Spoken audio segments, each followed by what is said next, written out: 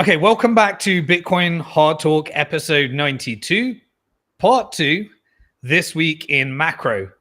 And today we're going to be covering the trade deals and everything that was announced this week. And then we're going to be going through an example of how economies are vassalized by the proof of weapons network and what the macroeconomic result is. And then we're going to give a few case studies.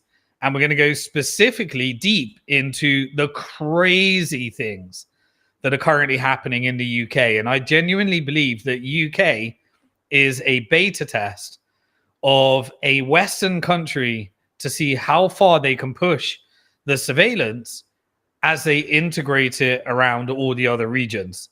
So let's jump straight in with this week in macro.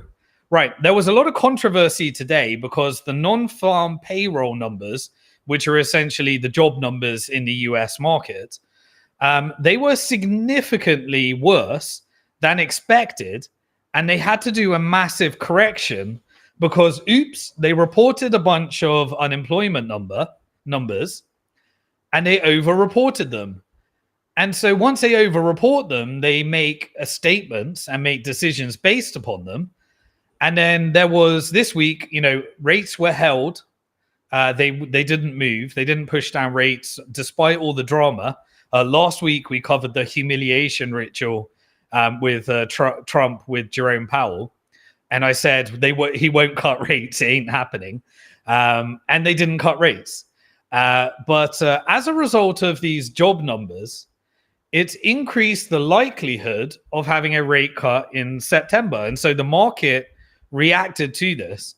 And because today is August the 1st, and this was the deadline for doing a trade deal with America, and we'll go through the different trade deals and the implications, we had this coincide with these corrections in terms of the data on unemployment just not matching up.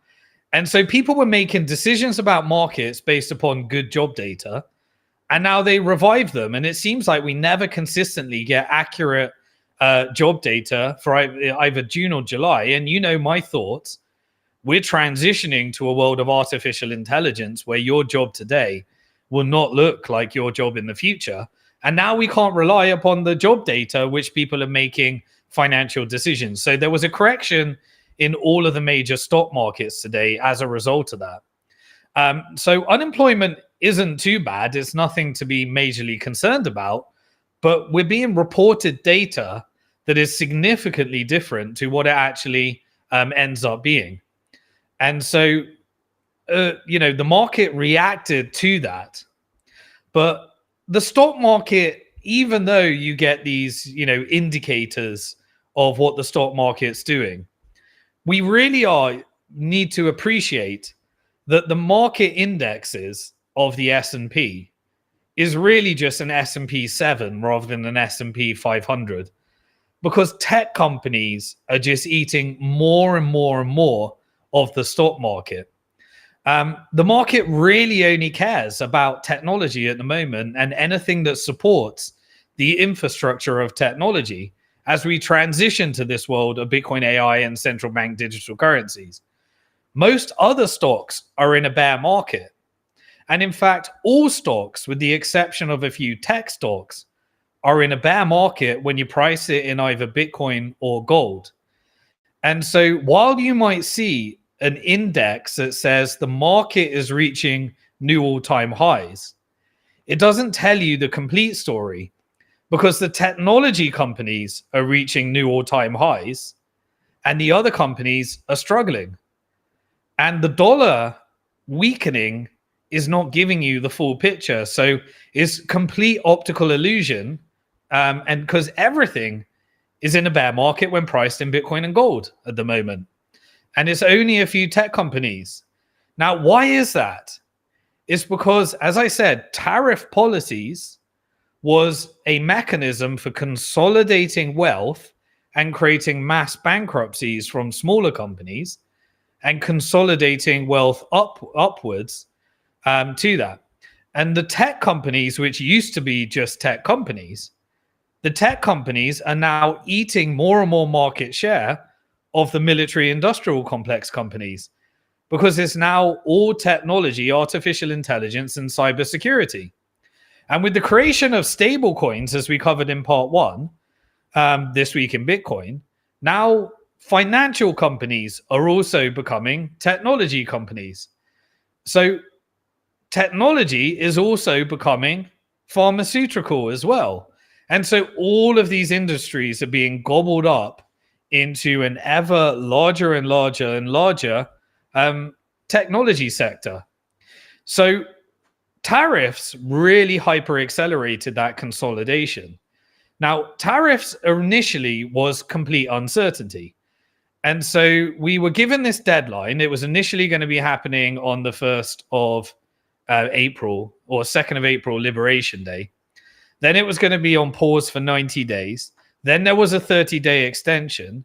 And that brings us to August the 1st. And now the rates that were announced on August the 1st are going to come into effect on August the 9th. Now companies really need to decide what they're actually going to do. So if companies were eating up the tariffs because they thought they could take it in their margin, now they're going to have to put their prices up and decide exactly what they're going to do. But at the same time, there's still not complete certainty. So what does uncertainty do? Uncertainty supports the company with the biggest balance sheet and treasury, which is the large tech companies and the large corporations. And because they're global corporations, they get to use the full power of their international and global markets in order to negotiate better deals, which the small local corporations, and I said, this has always been the tariff policy, has been theft from Main Street over to Wall Street, consolidation in both the export dependent countries, America, and it drives all of those countries closer to BRICS to reset the order into this multipolar world order. That's what I was warning people from day one. It also means that you will get a return to inflation once all of the companies have had time to adjust. And we haven't seen that data yet, but we started to see inflation is worse at the moment. So we had an announcement that China and US have decided to do another pause and another extension for another 90 days. So obviously, I've always believed that tariff policy was created because China already won the trade war. And this was BlackRock's strategy to reset the world order. And Trump was implementing that. But we're getting this forever extension around that relationship and how it impacts all the big companies. Now, traders, US's biggest trading partner is in fact Canada and Mexico. So Mexico had the same extension just like China. But Canada, it got more aggressive. So they announced that it's going to be 35%. And interestingly, they tied it to the Palestinian cause. So because Canada said that they're going to be recognizing Palestine, we'll cover more about that in part 3 in Geopolitics. Trump said that he's going to be using tariffs to stop that from happening. Just think about that for a second. Trade policy is being used to prevent Palestine being an independent state by the Trump administration. That's a wild concept, given that Canada is their most important trading partner. Now, remember, Canada already has the tariffs on and aluminum, if you're American, aluminium, if you're British. And the estimates from Canada is that this will cost Canada about 100,000 job losses just based upon those types of industries. But Canada's not rolling over. It's having the desired impact, which is it's doing deals closer to EU BRICS and other types of corridors. But there are industries where America and Canada, they're neighbors. They're always going to have to work together on it. But what we noticed is that Canada announced that it's actually going to start construction and move forward with its largest LNG natural gas export facility. What does that export facility do? It offers direct Pacific Ocean access, making it a lot easier to route LNG from Canada and over to Asian nations as well, and Asian markets. And it will be cheaper to do that compared to the US. And so the desired impact is to open up all of these markets, put US into a regional power. They get some tariff revenue, but it resets the world order as eventually that can lead to a weakening of the dollar. America can have cheaper exports and everything can get reset. But then Trump's fiscal policy is having the opposite effect of destabilizing the dollar. But if you get stablecoin adoption that we talked about in part one, that's a strengthening of the dollar. So these are very complex things. But the one thing is that the reset has happened. So Trump said that he's reached a deal this week with the European Union. And there was a visit in Scotland between Trump and the leader of the European Union.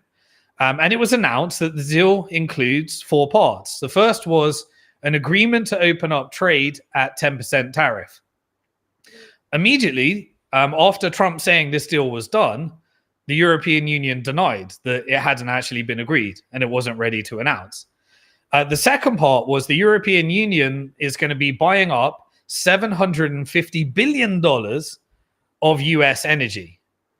Now, there is not actually enough supply, and the drill baby drill policy is not working to increase that supply, and America's supplies are too expensive compared to Russia. And so there is actually not enough supply for that $750 billion to even be anything realistic as a number. So the European Union came out and said, well, we haven't agreed to that. The third was the European Union agreed to purchase vast amounts of US autos. So buy more cars from America.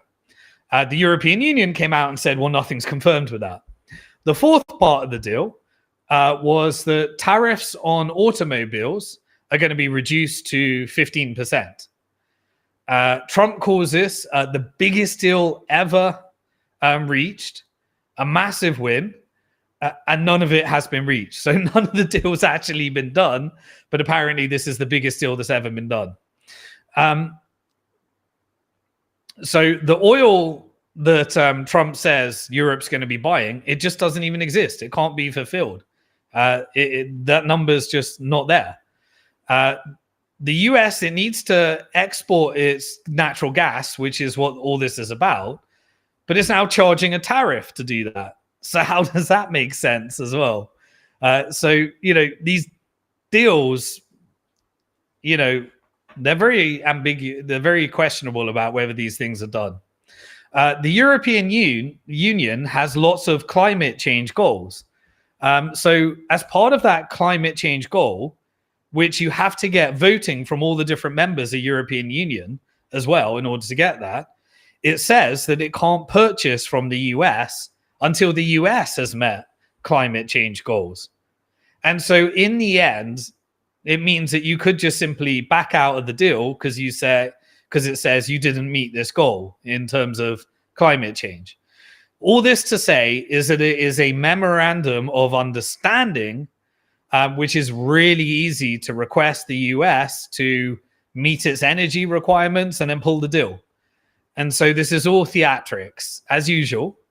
And remember, the EU is absolutely doomed if it gets dependent upon the US, because the whole operation of the proof of weapons network, vassalizing EU, was about making sure that Germany, the large manufacturing base, was dependent upon Russia gas and with Nord Stream pipeline, then taking away the pipeline, accelerating the war through NATO expansion, and then completely vassalizing Ukraine and destroying the European economy so that it had a dependency upon expensive American LNG.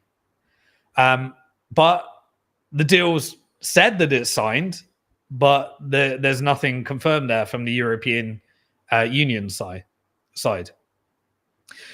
Also in the deal, it requested that the European Union buy no gas from Russia. There is no replacement from Russian natural gas.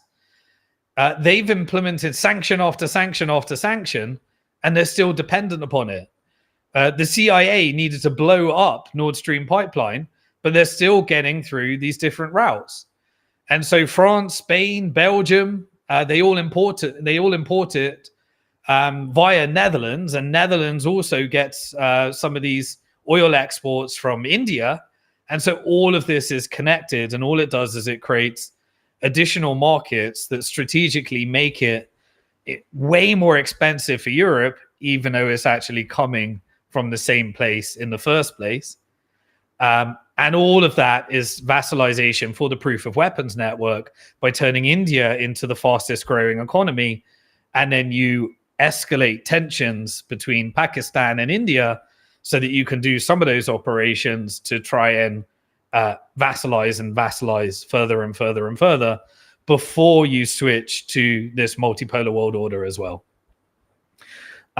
All of this to say is, if this deal is signed, it is the complete destruction of the European Union that will potentially lead to a breakup, and a breakup will be economic destruction that allows BlackRock to buy European Union assets at pennies on the dollar and vassalize it further.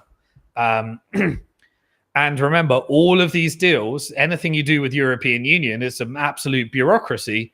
It requires all of the European Union members to actually sign the deal for it to actually be implemented. And Italy and France have already argued against it. And this requires unanimous signing. So, you know, you've got a Canada deal that has a disagreement over Palestine. You've got a Mexico deal that has been extended. You've got a China deal that has been extended. And you've got an announcement of a European Union deal that hasn't happened and is impractical as well. So Trump also came out and said that he's going to be imposing a 25% tariff on India. So now let's look at India. The announcement was, quote, "India is my friend, but charge more tariffs than any other country." So the Indian tariff, as of the 1st of August, and I think it gets implemented on the 9th of August, is set at 25% as it currently stands. Now, remember the relationship between Russia, India, and European Union to create this expensive mechanism for exporting gas. The European Union has imposed 18 different rounds of sanctions on Russia. The last one was a price cap, and a price cap on Russian oil just helps China and India to become a larger economy.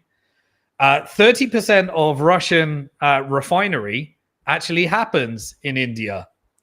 And so what happened is that Russia started building its refining factories in India. And because there was a CEO that was from the European Union, and because he was a European Union resident, India had to fire that CEO, but they made it out like sanctions are working. And sanctions absolutely are not working because of the different BRICS corridors that have been set up. So India never, ever follows any of the European Union, UK, Swiss sanctions. It just circumvents them because of its strength of its partnership with the BRICS countries. So even though you could be enemies on your border with China, the practicality of these relationships through trade are making the BRICS corridor work, and it's making sanctions no longer work. And that is why we're getting this multipolar world order that we're seeing right now. So India circumvents sanctions every single day. It carries on making those.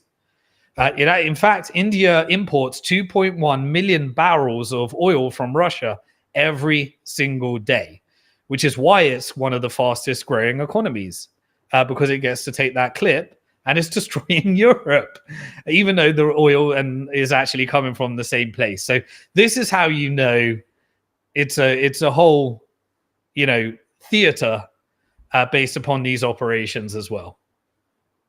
And it can only come from Russia. There's no alternative. So you might as well work with Russia But instead, this operation's carried out in order to get it from US, which is why Europe is being vassalized into the US. And who is the US? The US is vassalized into the proof of weapons network, which has BlackRock as the CEO. If you've watched any of my blogs and contents, you can go over to a blog where you can see what is the proof of weapons network and go a little bit further. So if US replaces, this would basically lead to a massive increase in the price of oil, which is the opposite of what Trump wants. So this would push oil above $100, and that would have massive global inflation. And so that would require intervention. What intervention could it be?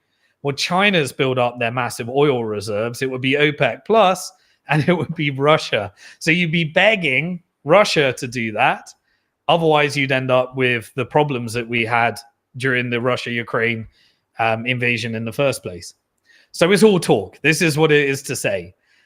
Nobody can stop basically Russia, Iran, and China and these exports of oil. And no matter what you put these tariffs are, it's just going to create another problem for Europe, which is vassalization, which I think is the goal. We also had a 20% tariffs on Taiwan. Obviously, the most important in Taiwan is the semiconductor chips. But what has happened? They've been exempt for the most important commodities. And Trump signed off on exports of those chips to China. Switzerland's going to get 39%, Vietnam 29%. Now Vietnam is doing a lot more deals with China. China's investing in Vietnam. And this is a mechanism for deciding, what happens. So you vassalize the export-dependent countries. They get acquired and consolidate them into the large corporations. And they have a mechanism for playing the global game and doing deals with both China, US, and then they get the different types of important tariffs exempted. So then it becomes a two-tiered game where the normal businesses that don't have the leverage, they pay the tariff. So the companies in America, Main Street, the Main Street Corporation that creates all jobs, most of the jobs, they end up paying they end up getting a tax, and they increase their prices. So we've got inflation to come as a result of that. Everyone else, Trump said, is now on reciprocal tariffs. There was a bit of confusion whether this involves Vietnam, Switzerland, South Africa, Taiwan, Cambodia, Thailand, Malaysia, Indonesia, Turkey, Venezuela. But all of those are looking at building their routes outside of the American bloc. So absolutely is why we're getting this massive increase in trade. And I think those that are in reciprocal tariffs is estimated to be a minimum of 15%. All this to say is none of the data factors in, how companies are actually going to react and the impact on prices. But now I think it is time for companies to absolutely address it. They can't just roll it over and eat it up. They're going to have to decide what they're going to be doing with prices and how they're going to react. And so this is still going to be pushing prices up, but we haven't got any of the data. This is going to be rolled out for like maybe 6 months, a year from now, until we really see the inflationary impact. But we've already had an increase and turnaround in inflation. So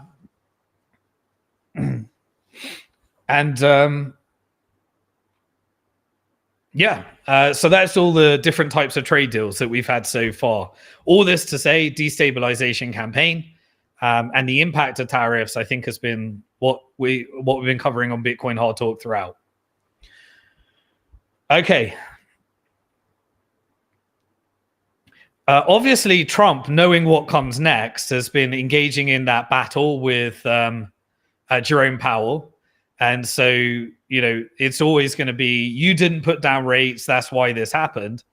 And that's the type of, that's kind of the US plan, I guess, a blame shifting plan from what happens next. But also, there was an announcement that over the next 3 months, the US, yes, the same US that said it's going to be taking care of its national debt, is going to be reducing its deficit.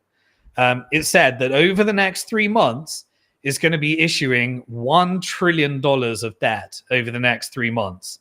If you annualize that, that's $4 trillion this year. Now, I'm not saying it's going to happen all of this year, but $4 trillion is almost all of the $5 trillion debt ceiling, which was meant to be over the next 10 years. And so $4 trillion, either we're getting over the next 3 months a massive amount, and then it will ratchet down. But they said that half of that debt is going to go into the Treasury General Account. And so the Treasury General Account is essentially the account that the Treasury has with the Federal Reserve in order to cover all the costs. And the job increases have all been happening at the government level. And so they're refilling the bank account of the Treasury to cover all of the costs of running the government, which are increasing at a rapid rate. So all that does is it puts upward pressure on the dollar and the rates. And so we saw the DXY, for all of its weakening, based upon this announcement and the tariff announcement, the DXY has gone above the $100 mark again. I think long term is still going to be weakened as a result, but we got this big spike as a result of these announcements. So the losses below the $97 is above $100 again. So we'll keep watching that as well. The growth was announced as very, very good, but remember that was from the tariffs. So you had these key dates where essentially the headline GDP number, it said that it was 3%, which was above expectations. And so we had the bad number, if you remember, like 3 months ago. But now we have the good number because that's a result of the front running of tariffs. So it's like you had a boom bust type of mini cycle based upon tariffs and all the front running, which kind of adds a lot of noise. But Trump will take the victory and say, see, we got the best economy. We got 3% growth. We're growing like never before. But essentially, when you strip away the bits in the middle, it's neutral. It's neither good figures or catastrophic. It's essentially neutral, and now we need to see the real figures. But then we're getting further delays based upon rolling out these different tariff policies. Inflation went up a little bit. We had the CPI numbers and the PPI numbers. That was slightly above expectations. Jobs are good, but essentially weaker than expected. And we had the revision of numbers, which made the correction in the market today. All this to say, there's absolutely no reason to reduce rates for any of the traditional reasons that Trump is saying we need to fire Powell because he's not reducing rates. The data's not saying you need to reduce rates because that would be inflationary, and inflation is still not resolved. The only reason to reduce rates is if you wanted to sell short-term fiscal distress, fiscal dominance, in order to sell that $1 trillion of debt to fill up the Treasury General Account so that you can meet your payment obligations because you are a distressed debt at the moment. And it's looking closer and closer to that. And so that would be the only reason to actually reduce rates, just to roll over at a shorter rate for fiscal dominance, which is, a real bad sign for what's happening, even though you're getting the illusion of stock markets reaching new all-time in dollar terms as well.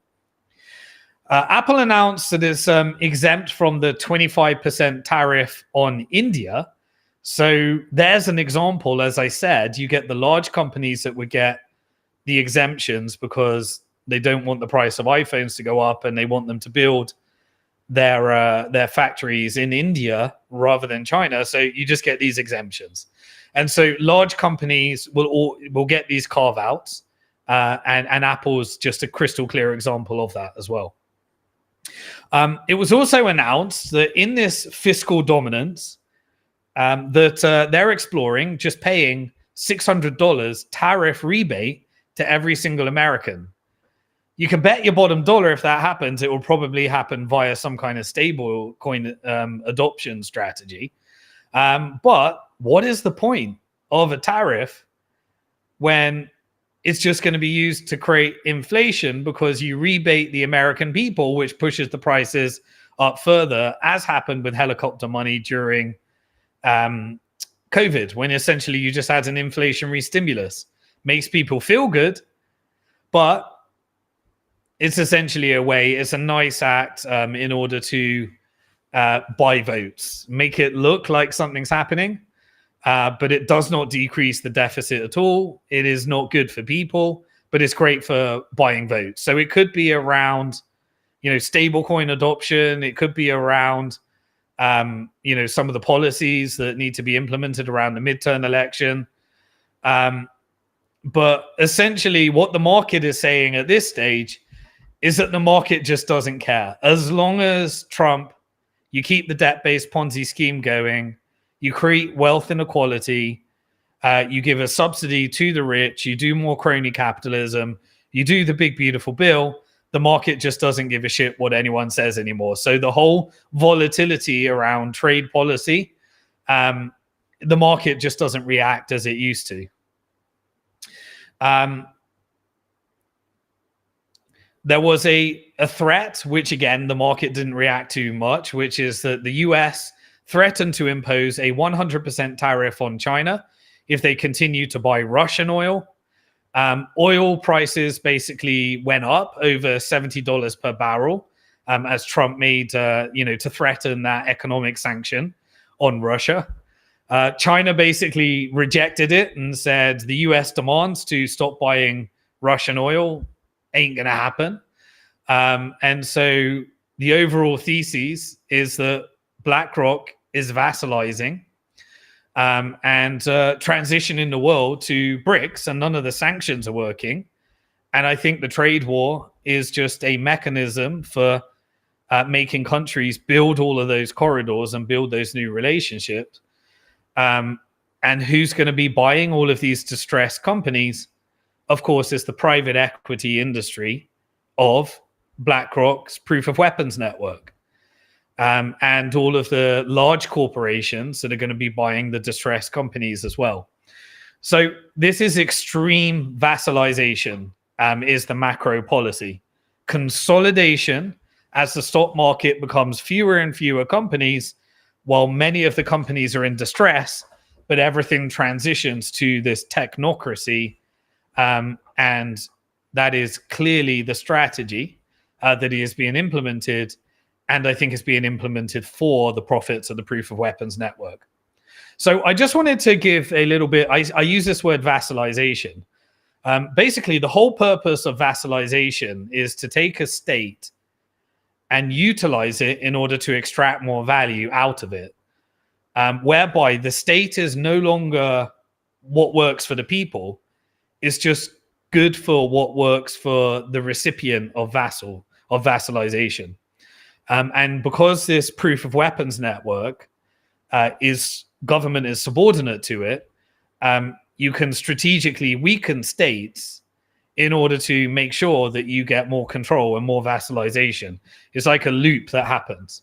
So at the moment, the US, the EU, the UK, Israel, Canada, Australia, and the US itself is going through this extreme vassalization for the proof of weapons network. So it can increase its assets under administration. There's about $11 trillion with BlackRock. Then you got Vanguard, which is a private, and then you got State Street. And you can these funds are able to grow and grow and grow, and then they can globally diversify all around the world. But let's give a few examples. I wanted to give an example. One is France, Germany, and UK. Let's have a look at how the vassalization is working, and then how it leads to these policies that are supporting the surveillance companies in the proof of weapons network. So France under Macron, let's have a look at some of the things. Basically, he has significantly increased the proof of weapons network penetration across France. It's driven by increasing the amount of debt, which helps the financial industrial complex. They receive the yield on the debt by purchasing that debt. It then basically implements reforms, and those reforms involve deregulation and support of those larger companies. You have basically weaker protections for various sectors so that they're easier to vassalize, and then you get that implemented in the policy. But if you look at the key sectors, like for France, energy and aerospace, France has basically given up complete ownership stakes to the proof of weapons network as a result of this strategic weakening. As high as about 20 to 30% of the private sector, of the public sector, has been handed over to the proof of weapons network through these types of policies. So this is how you basically manufacturing, the ability to have more vassalization for the private sector and the public companies. This now represents, the manufacturing base is about 12% of the GDP of France.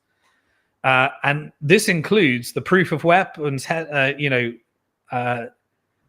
networks, like companies that own more and more of the companies through the proof of weapons network, like Airbus and Safran.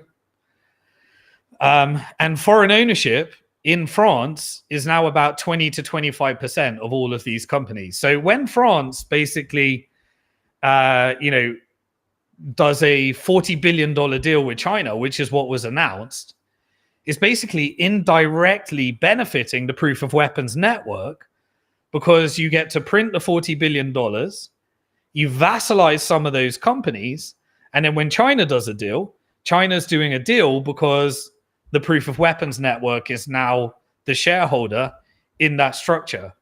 And the worse the economy gets, the more you can buy it in distress, and then you can change policy. It's kind of like, imagine you own 50% of a company because you sold 50% of your business to some kind of distribution channel, or, signs a deal, and you're only a 50% shareholder. And then you do a distribution deal, which is worth like millions of dollars of revenue. Those proceeds are for the benefit of the shareholders. But now the proof of weapons network has managed to get 50% of that company, so it owns 50% of the revenue. The European Central Bank can print the money. The money can go through crony capitalism. You sign these partnerships with China, and now the strength of the relationship between China and a node of the European Union that BlackRock benefits from through the proof of weapons network strengthens before you reset the world orders and you have these radically changing policies. So the deeper you can get a country into debt, it can easily at any stage just do a capital call, which means that you need to refinance the debt, which means that you need to pay with the assets, which is the classic private equity model that is done on a proof of weapons network sovereign basis. If you compare this to a country like Germany, and then we'll do the UK as well, they have actually built up quite a lot of immunity, which is why they had their own manufacturing base. But the proof of weapons network is able to use another tool, which is blackmail operations, political interference, and selection of a leader. And then you can corrupt that leader into changing the policies that no longer work for the German people, but do work for the proof of weapons network. So if you look at Germany, their manufacturing base is basically dominated by, sorry for my German, Mittelstand, and giants like Siemens and Volkswagen. And the foreign ownership is really limited to about 10 to 15% compared to France. And so you have less control with a 10 to 15% shareholding relative to a majority shareholding as well. And so in Germany, there's really strict screening of foreign trade, a bit like they do in China, and a bit like Putin did for Russia, which is why he became public enemy number one, because he was expelling those that were trying to vassalize Russia after the fall of the Soviet Union. And they have Payment Act blocks to basically control the proof of weapons network involvement in the automotive industry and the machinery industry. and they limit foreign direct investment. So what's happening in America right now is Trump is negotiating foreign direct investment, which is essentially the proof of weapons network. Or if there is a sovereign wealth fund, they get control and power through these economic negotiations that come with terms. And that's what we're seeing essentially in a lot of the diplomacy that I'll cover in part 3 as well. But foreign direct investment from the proof of weapons network in manufacturing means that you significantly dilute some of those holding companies, but then you can structure it, for example, where you take a company, and what Germany does is they set up a specific company just for a joint venture. And so you only give control over the joint venture company, and you funnel money through via these NGOs and various other things, but you never give up control of the parent company. And that's what Germany has done, which is why it's so much harder to vassalize Germany.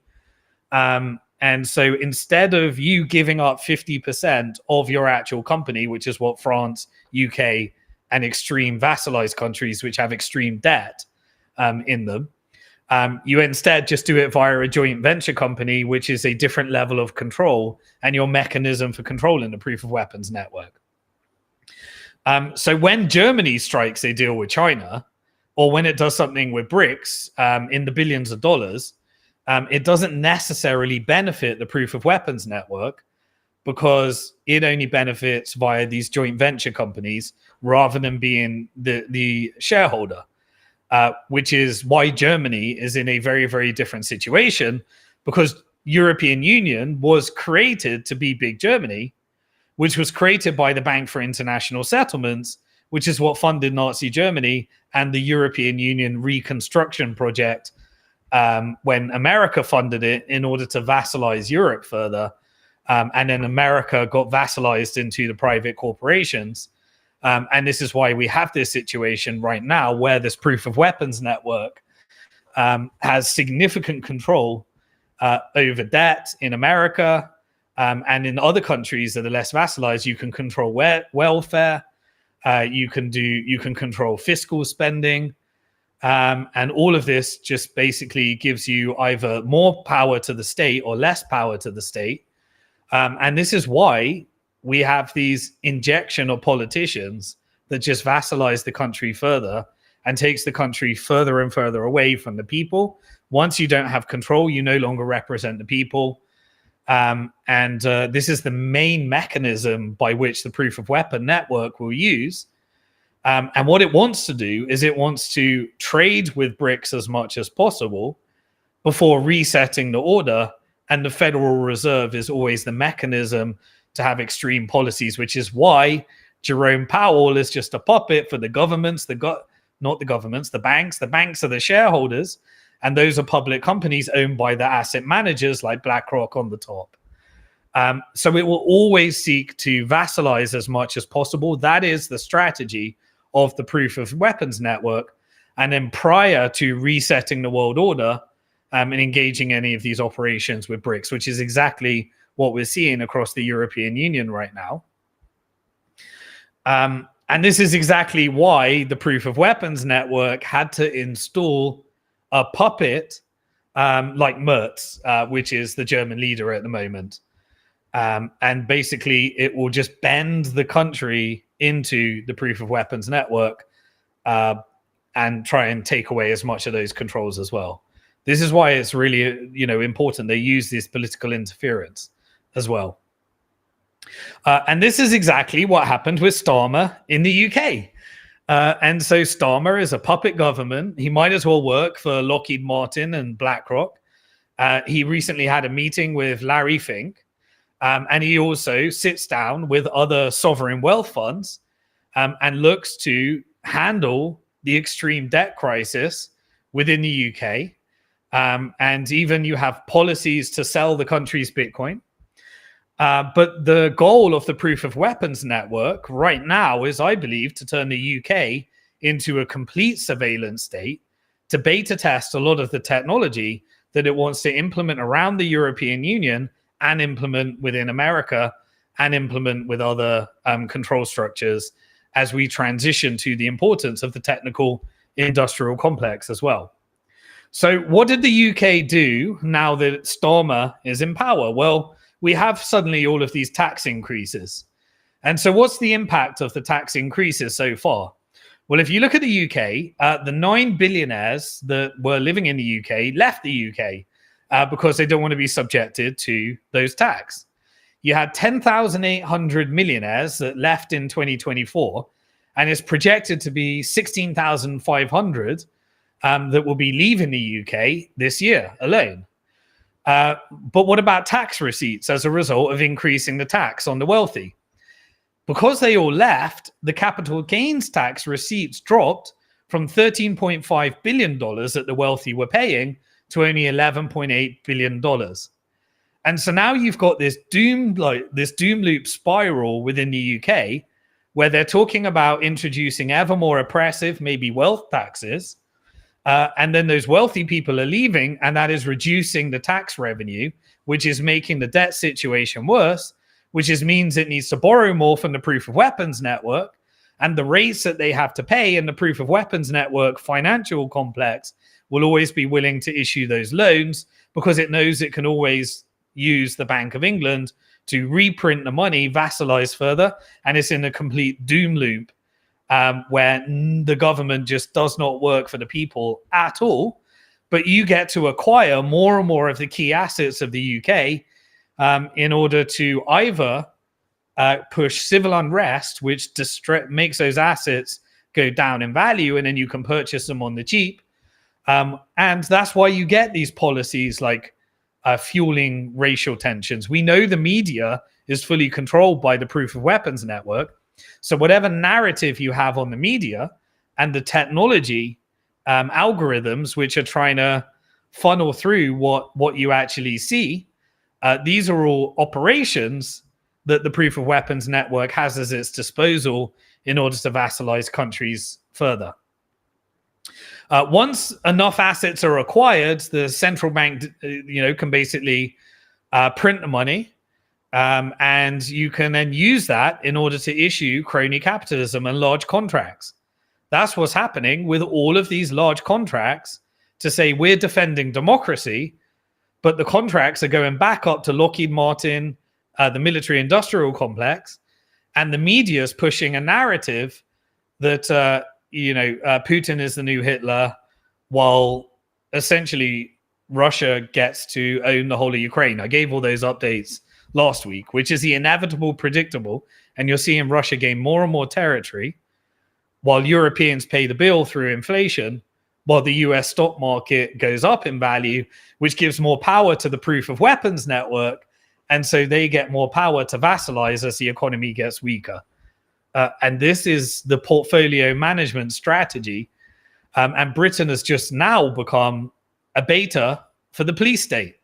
So what policies do we hear from the politicians? Well, this week we had the enactment of the online safety bill.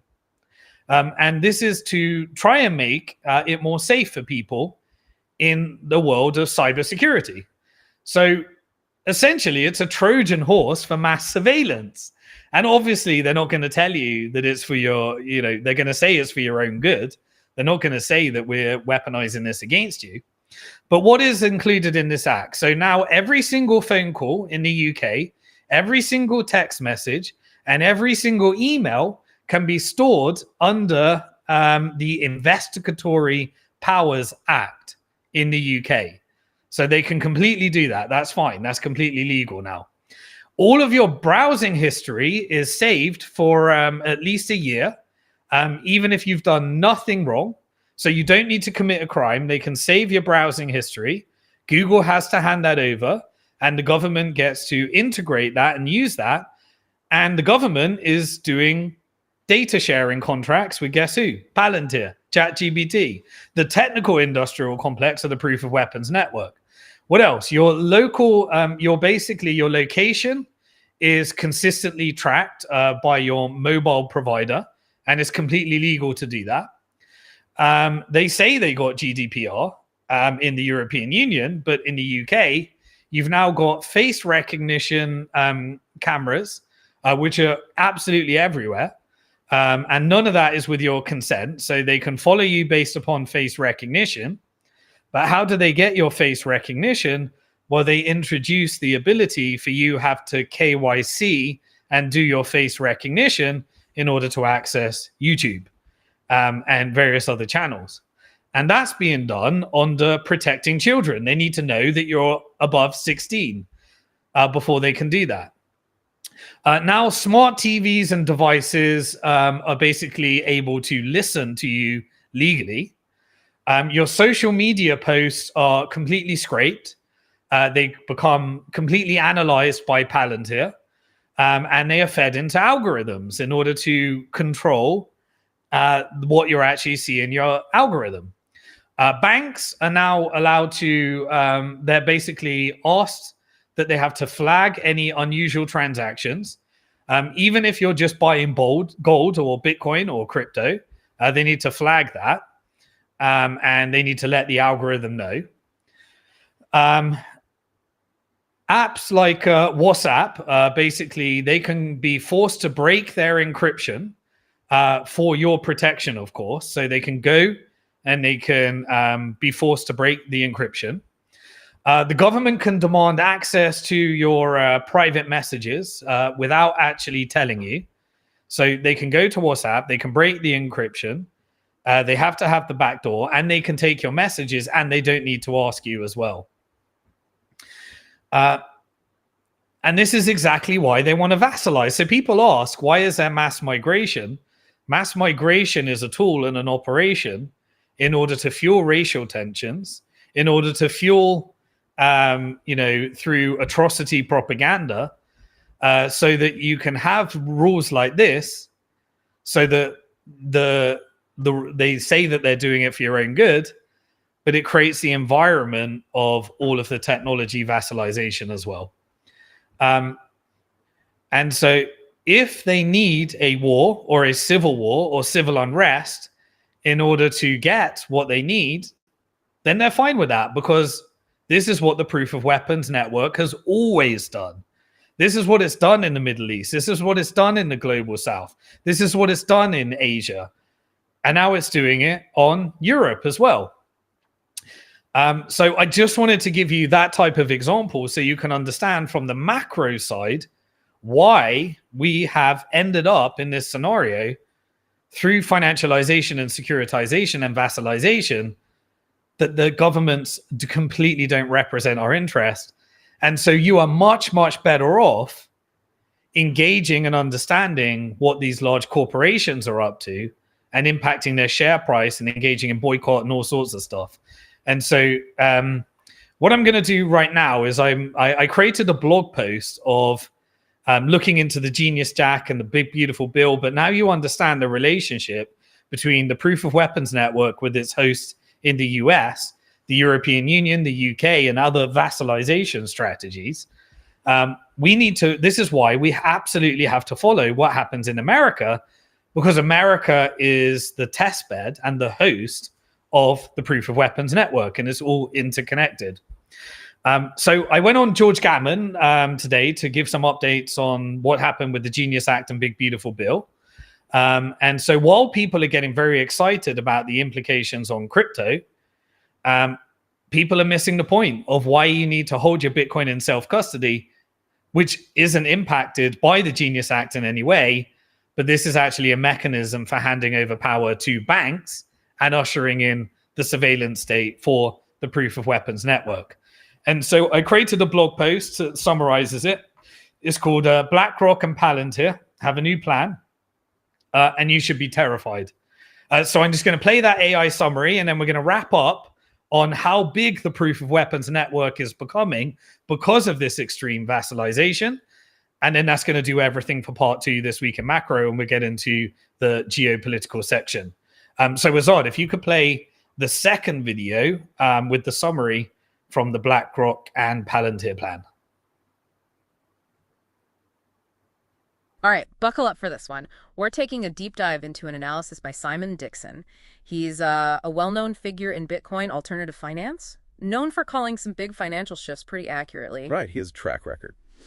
And recently, he's laid out what he thinks is, well, a massive plan involving JP Morgan, Palantir, BlackRock.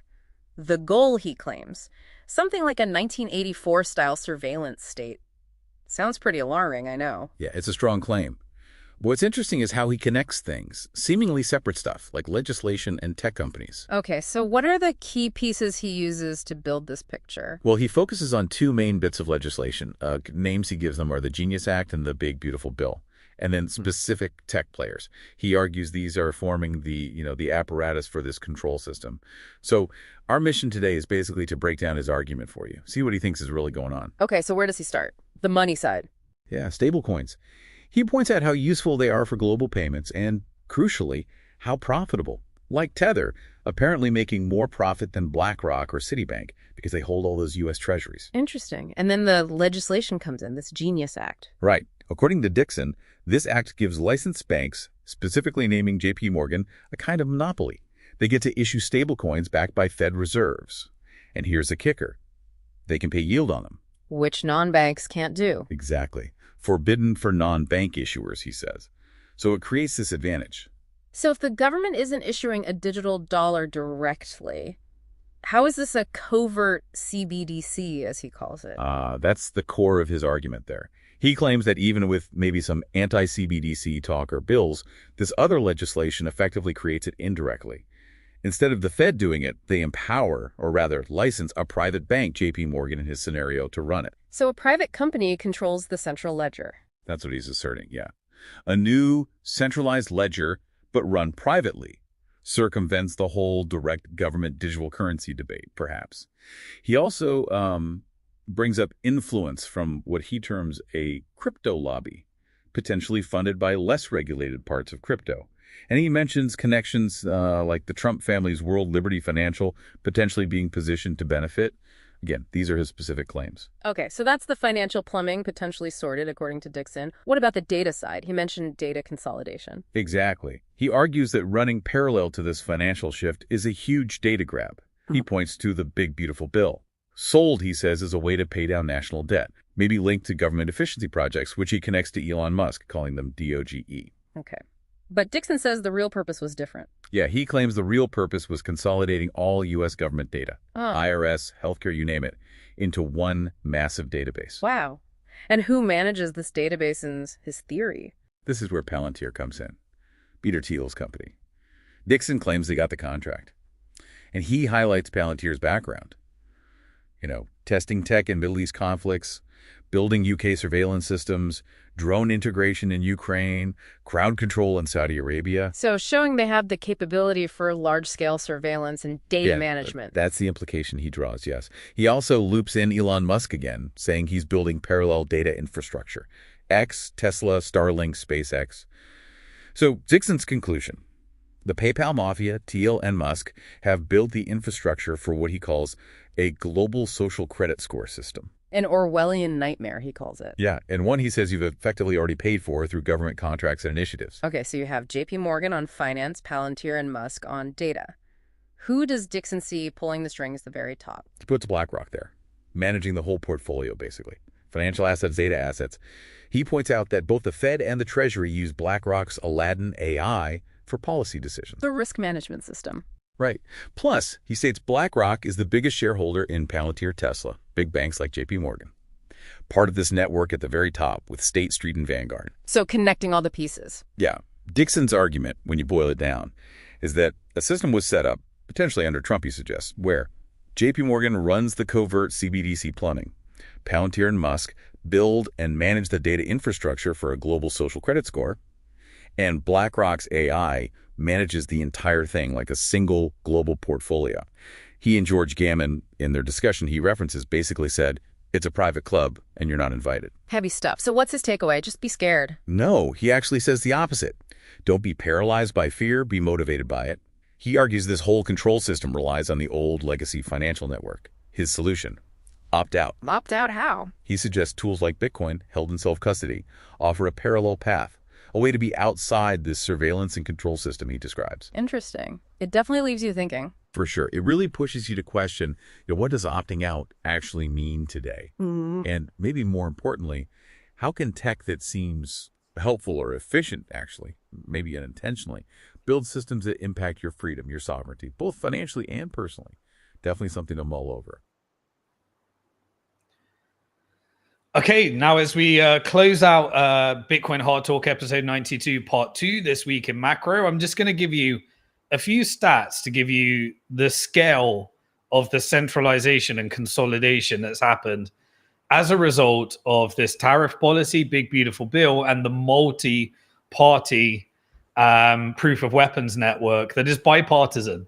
So people criticize me saying, oh, you got Trump derangement syndrome. Anyone that's a long-term listener of Bitcoin Hard Talk, I was doing the same with Biden because it's the same thing. It's the same network and the same people are selected, and the politics is the distraction. Focusing on the money is way, way, way more important than what people focus their time on. So I just wanted to give you an idea of the size of the market capitalization of why stock indexes are at new all-time high, yet many companies are struggling. And this is the K-shaped economy. Just as many people are struggling, while the rich get richer and the poor get poorer because they own the assets and they're closer to the money printer, it's the same within the stocks and the different companies that are going to be gobbled up and consolidated into the proof of weapons network in distress. So NVIDIA is now a $4.1 trillion company.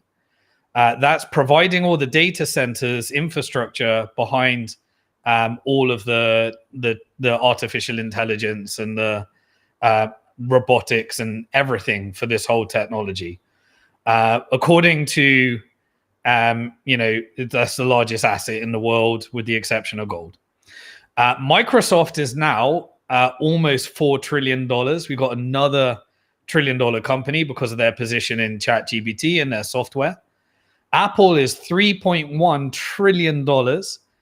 Think of all the money printing from the Federal Reserve that went to prop up that price and allow them to create that technology, which is a government subsidy that is now vassalized with the largest shareholder being the Proof of Weapons Network and BlackRock in all of these companies. Amazon is a $2.3 trillion company now. Google is a $2.2 trillion company. Meta, Facebook is a $1.2 trillion company. And the Taiwanese company that creates all the chips for all of the technology, the semiconductor chips, Taiwan Semiconductor Manufacturing Company, is a $1.2 trillion company. Tesla is under $1 trillion now, $976 billion, but will fluctuate above there. And the surveillance company that's doing all the crimes against humanity and executing genocide as a service, Palantir, has gone up to a $358 billion company. Tech is eating all stocks in the world as we transition to a world of artificial intelligence, central bank digital currencies, and stable coins. And Bitcoin is your resistance, which requires semiconductor chips and Bitcoin data centers geographically diversified around the world as it is today, which has created the largest distributed supercomputer. So when we need to decentralize some of that artificial intelligence, Bitcoin proof of work is the resistance against it. Central bank digital currencies, stable coins, they're just a private version and a centralized version of a similar control structure controlled by the same proof of weapons network. And they control the entire collective West, with their governments no longer working for the people and only working for the proof of weapons network, with all of the different types of operations that is required in order to make you feel like they might work for you. And the US is completely vassalized into this network as well, despite the fact that people think that the Constitution may protect them. It doesn't protect them from the tyranny of a proof of weapons network, which is a stateless entity that doesn't really care about the Constitution, that can buy out Senate, can buy out Congress, can install politicians, and can probably bribe and blackmail any judge in any power structure through the quote-unquote deep state, which is a subsidiary of the military-industrial complex, which is subordinate to the proof of weapons network, as they are all public companies as well. So that's going to do it for everything this week in macro. Hope you enjoyed that. There's a blog post from that AI summary where you can watch the full interview, and we went really deeper, a lot deeper into these different technologies. And now we're going to be covering the final section, part 3 of Bitcoin Hard Talk episode 92 on BlackRock and Gulf States' plan, and which involves building a surveillance state beta with the European Union and UK. So let's jump into